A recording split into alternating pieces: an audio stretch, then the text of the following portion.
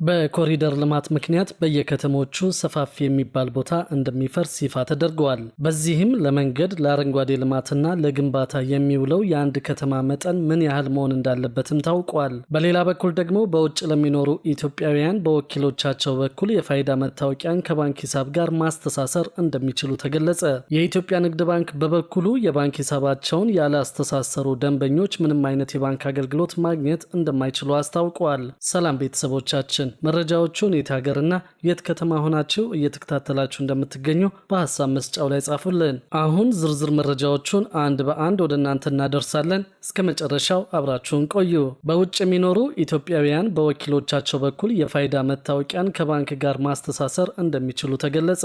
የኢትዮጵያ ንግድ ባንክ በበኩሉ የባንክ ሂሳባቸውን ያላስተሳሰሩ ደንበኞች ምንም አይነት የባንክ አገልግሎት ማግኘት እንደማይችሉ አስታውቀዋል። የባንክ ሂሳብን ከፋይዳ መታወቂያ ጋር ለማስተሳሰር የተቀመጠ የጊዜ ገደብ መኖሩ ቢታወቅም በውጭ ሀገራት የሚኖሩ በርካታ ኢትዮጵያውያን ያላቸውን የባንክ ሂሳብ ከፋይዳ ጋር ማስተሳሰር አለመቻላቸው ጥያቄዎችን እያስነሳ ይገኛል። በመሆኑም በውጭ የሚኖሩ ኢትዮጵያውያን በወኪሎቻቸው በኩል የፋይዳ መታወቂያን ከባንክ ሂሳብ ጋር ማስተሳሰር የሚችሉበት አማራጭ መመቻቸቱን በብሔራዊ መታወቂያ ፕሮግራም የሕዝብ ግንኙነት ባለሙያ ቃል ኪዳን አብርሃም ገልጸዋል። ባለሙያዋ የባንክ ሂሳቡ ባለቤት በውጭ ስለመኖራቸው የሚገልጽ የተሟላ ማስረጃ በማቅረብ በቀላሉ ማስተሳሰር የሚቻልበት አሰራር መዘጋጀቱንም ተናግረዋል። በሁሉም ባንኮች ለሚገኙ አገልግሎት ሰጪዎችም የግንዛቤ ማስጨበጫ መሰጠቱን ገልጸው በተጨማሪም ደንበኞች ባሉበት ሆነው በዲጂታል አማራጭ ማስተሳሰር የሚችሉበት አሰራር እየተዘረጋ መሆኑን አስታውቀዋል። በአዲስ አበባና በድሬዳዋ ከተማ አስተዳደሮች የባንክ ሂሳብን ከፋይዳ ጋር ለማጣመር የተቀመጠው የጊዜ ገደብ እስከ ታህሳስ 30 ቀን 2018 ዓ.ም እንደነበር አስታውሰው በክልሎች ግን እስከ መጋቢት 30 ቀን 2018 ዓ.ም ድረስ መሆኑን አክለው ገልጸዋል። በተቀመጠው የጊዜ ገደብ ውስጥ ሂሳባቸውን ከፋይዳ ጋር ያላጣመሩ ደንበኞች የባንክ አገልግሎት እንደማያገኙም ባለሙያ አመላክተዋል። የኢትዮጵያ ንግድ ባንክም ደንበኞቹ የባንክ ሂሳባቸውን ከፋይዳ ብሔራዊ ዲጂታል መታወቂያ ቁጥር ጋር እንዲያስተሳስሩ፣ ካልሆነ ግን ከተቀመጠው የጊዜ ገደብ በኋላ ምንም አይነት የባንክ አገልግሎት ማግኘት እንደማይችሉ አስታውቀዋል። ባንኩ ባወጣው መግለጫ ደንበኞች ወደ የትኛውም የንግድ ባንክ ቅርንጫፍ በመሄድ ባለ 16 አሃዝ የፋይዳ አካውንት ቁጥራቸውን በማቅረብ ከሂሳባቸው ጋር ማገናኘት እንዳለባቸው ገልጿል። ይህንን ያላደረጉ ደንበኞች ገንዘብ ማስገባት፣ ማውጣትና ሌሎች የባንክ አገልግሎቶችን ማግኘት እንደማይችሉ አስጠንቅቋል። ባንኩ በአዲስ አበባ፣ ሐረሪና ድሬዳዋ ደንበኞች እስከ ጥር 1 ቀን 2018 ማስተሳሰር እንደሚችሉ ገልጾ ከጥር 2 ቀን 2018 ዓ.ም ጀምሮ ግን ግዴታ እንደሚሆን አስታውቀዋል። በትልልቅ የክልል ከተሞችና በወረዳ ዋና ከተሞች ደንበኞች እስከ ጥር 30 ቀን 2018 ዓ.ም ድረስ የጊዜ ገደብ የተሰጣቸው ሲሆን የግዴታ አፈጻጸሙ ከየካቲት 2 ቀን 2018 ዓ.ም ጀምሮ ይተገበራል ተብሏል። የኢትዮጵያ ብሔራዊ ባንክ የፋይናንስ ዘርፉን ዲጂታል ለማድረግ ከብሔራዊ መታወቂያ ፕሮግራም ጋር በመተባበር የባንክ ሂሳብን ከፋይዳ መታወቂያ ጋር የማጣጣም ስራ በይፋ መጀመሩን ማስታወቁ ይታወሳል። አሰራሩ የብሔራዊ መታወቂያ ፕሮግራም የሆነው የፋይዳ ዲጂታል የማንነት መረጃ ከሁሉም የባንክ ደንበኞች ሂሳብ ቁጥር ጋር የማጣመር ስራ እንደሆነ ታውቋል። ሆኖም ሁሉም የባንክ ደንበኞች ያላቸውን የባንክ ሂሳብ ከፋይዳ ዲጂታል መታወቂያቸው ጋር ማስተሳሰር ይጠበቅባቸዋል ተብለዋል። ይህ የመረጃ ስርዓቶችን የማጣመር ስራ ደንበኞች ባሉበት ቦታ ሆነው ደህንነቱ በተጠበቀ ሁኔታ ገንዘብ ማስተላለፍ እንዲችሉ፣ በሐሰተኛ ሰነድ የራሳቸውን ሂሳብ ሌሎች ማንቀሳቀስ እንዳይችሉ፣ በቀላሉ የብድር አገልግሎትን እንዲያገኙና በአንድ የፋይዳ መታወቂያ የሁሉንም ባንክ ሂሳብ ለመጠቀም እንዲያስችላቸው ከማድረጉም በላይ ባንኮች የደንበኞቻቸውን ትክክለኛና ወቅታዊ መረጃን እንዲያገኙ ያስችላል ሲል ባንኩ አስታውቋል። በተጨማሪም በሐሰተኛ ማንነት የሚከሰት የገንዘብ ማጭበርበርን ከመከላከል ባለፈ ለፋይናንስ ሴክተር ዲጂታል ትግበራ ቁልፍ የዲጂታል መሰረተ ልማት ሆኖ እንደሚያገለግል ተጠቅሷል። ይህን የባንክ ሂሳብ ቁጥር ከፋይዳ መረጃ ጋር ለማጣመር ደንበኞች እስከ መጋቢት 30 ቀን 2018 ዓ.ም ድረስ ወደ ባንክ ቅርንጫፎቻቸው በአካል በመሄድ ወይም በኦንላይን ባንኩ በሚያስቀምጠው አሰራር መሰረት የፋይዳ ተለዋጭ ቁጥር በማቅረብ ማከናወን ይችላሉ ሲል ገልጿል።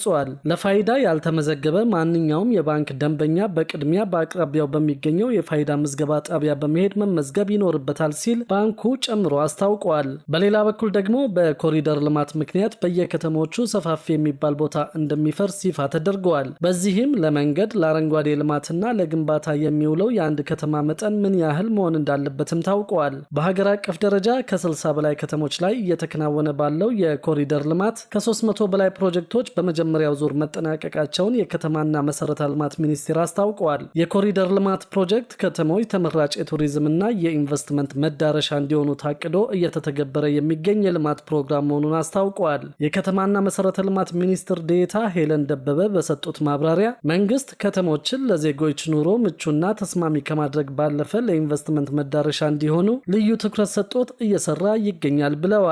በዚህም ከተሞች ያሏቸውን ተፈጥሯዊና ሰው ሰራሽ ሀብቶች በተገቢው መንገድ ጥቅም ላይ እንዲያውሉ የሚያስችሉ የተለያዩ የልማት ስራዎች መሰራታቸውን ተጠቃሽ አድርገው አንስተዋል። ከተሞች በፕላን የተመራ አሰራርን እንዲከተሉ ለማስቻል የከተሞች የመሬት አጠቃቀም ፕላን ተግባራዊ እየተደረገ መሆኑንም ገልጸዋል። የከተማ መሬት አጠቃቀም ፕላን 30 በመቶ ለመንገድ፣ 30 በመቶ ለአረንጓዴ ልማት እንዲሁም ደግሞ 40 በመቶ ለግንባታ እንዲውል ተደርጎ መዘጋጀቱን ጠቅሰዋል። ይሁን እንጂ በርካታ ከተሞች አወቃቀርና አመሰራረታቸው በፕላን የተደገፈ ባለመሆኑ ምክንያት የመሬት አጠቃቀም ውስኑነት እንዲፈጠር አድርጓል ያሉት፣ በዚህም በቂ መሰረተ ልማትን ያላሟሉና ከደረጃ በታች የሆኑ በርካታ ከተሞች መፈጠራቸውን ተናግረዋል። በአሁኑ ወቅት በሁሉም የአገሪቱ አካባቢዎች እየተከናወነ ያለው የኮሪደር ልማት በከተማ ፕላንና በመሬት አጠቃቀም ዙሪያ ያሉ ውስንነቶችን ለመምላት በእጅጉ እያገዘ እንደሚገኝም ሚኒስትር ዴኤታው አስታውቀዋል። የከተሞች ልማት መሰረታዊ ለውጥ እንዲያመጡ በማድረግ በኩል የኮሪደር ልማቱ ምቹ ሁኔታን ፈጥሯል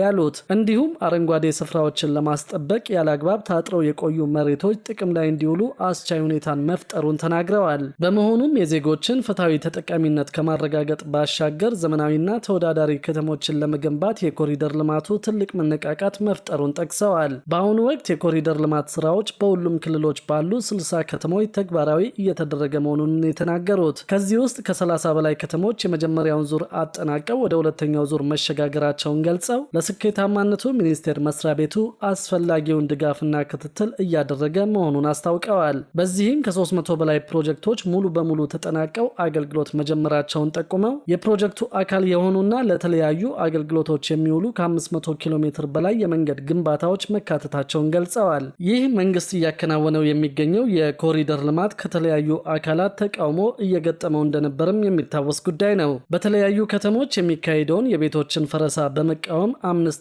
ኢንተርናሽናል መንግስት የሚያካሂደውን የኮሪደር ልማት እንዲያቋርጥ በቅርቡ መጠየቁ ይታወሳል። መንግስት የሚያካሂደው የኮሪደር ልማት በሰብአዊነት ላይ የሚያስከትለው ተጽዕኖ እስኪጠና ድረስ የከተማ ነዋሪዎችን ለልማት ሲል ማፈናቀሉን እንዲያቆም ሲል ተቋሙ ጥያቄውን አቅርበዋል። የመንግስት ባለስልጣናት በኮሪደር ልማቱ ምክንያት የተፈናቀሉትን በበቂ ሁኔታ ማማከር እንዳልቻሉና ቤቶችና የንግድ ሱቆችን ከማፍረሳቸው በፊት በቂ ማስጠንቀቂያ እንዳልሰጡም ገልጸዋል። ነዋሪዎች ሲነሱም በቂ ካሳ ለተነሺዎች አለመሰጠቱን አምነስቲ ኢንተርናሽናል ጠቅሷል። መንግስት በበኩሉ የተነሱትን ቅሬታዎች በመቃወም ተገቢውን ማስጠንቀቂያ መስጠቱንና ካሳም መክፈሉን አስታውቀዋል። በሌላ በኩል ደግሞ በክፍያም ሆነ በድልድል መሬት የሚሰጥበት አካሄድ ሊቀየር መሆኑን ያገኘነው መረጃ ያመለክታል። በብሔራዊ መታወቂያ አማካኝነት ማን ምን አይነት መሬትና የታለው የሚለውን በግልጽ ለይቶ የማስተካከል ስራ በስፋት እየተሰራ እንደሚገኝም ታውቋል። መሬት በሁለት መንገዶች ማለትም በሊዝና በምደባ የሚሰጥ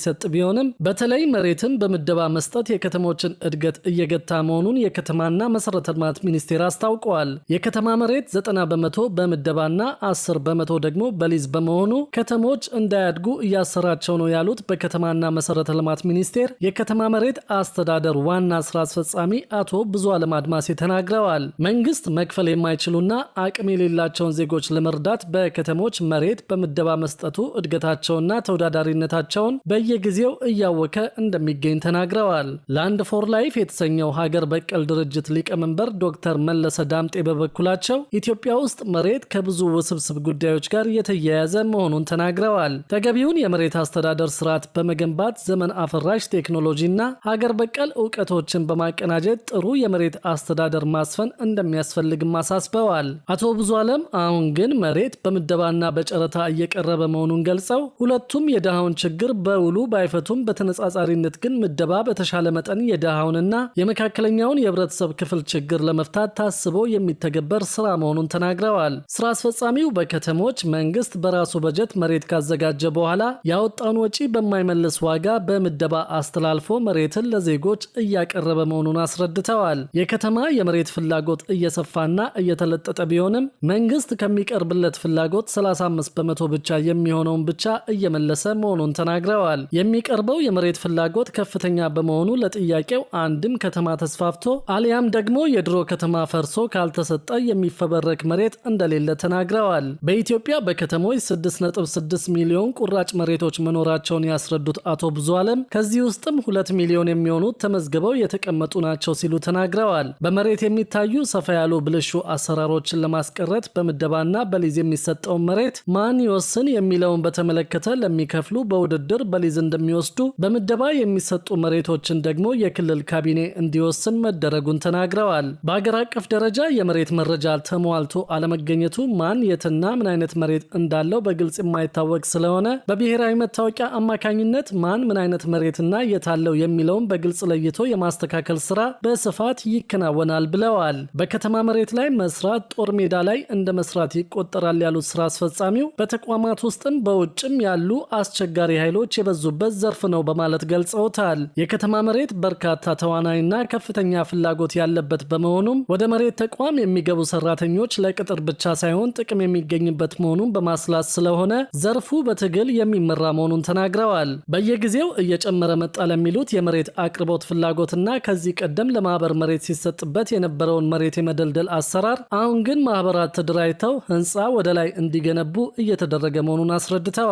የተለያዩ የዘርፉ ባለሙያዎች ደግሞ ከተሞች ወደ ገጠር እየሰፉ የአርሶ አደሩን የእርሻ መሬት እያራቆቱና መፈናቀልን እያስከተሉ እንደሆነ ተናግረዋል። የኢትዮጵያ የህዝብ አስተዳደር ባለሙያዎች ማህበር ፕሬዝደንት በኦሮሚያ ስቴት ዩኒቨርሲቲ መምህርና ተመራማሪ የሆኑት ዶክተር ባጫ ከበደ መሬትን በተመለከተ ህጎች ይወጣሉ፣ ተቋማት ይቋቋማሉ። ነገር ግን በተቋማቱ መካከል ትብብርና ቅንጅታዊ አሰራር ባለመኖሩና የመሬት አጠቃቀምን በተመለከተ የጋራ የመረጃ ቋት ስለሌለ መሬት በተዘበራረቀ መንገድ እንዲመራ ተደርጓል ብለዋል።